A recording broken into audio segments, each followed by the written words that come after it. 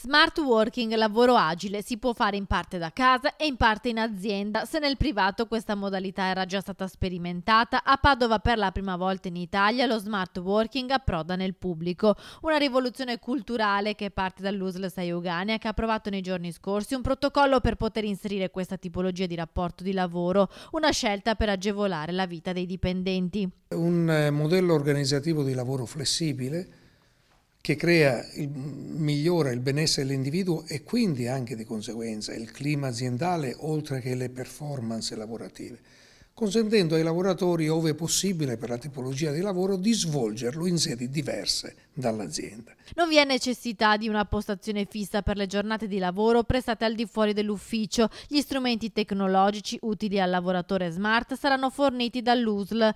Si tratta di un modello di lavoro personalizzato che si fonda sull'autonomia e flessibilità, ma anche sulla fiducia. Così facendo si responsabilizzano i dipendenti che dovranno conseguire degli obiettivi ben precisi. Lo smart working prevede che il lavoro al di fuori dell'azienda possa essere fatto nella propria abitazione, ma non solo.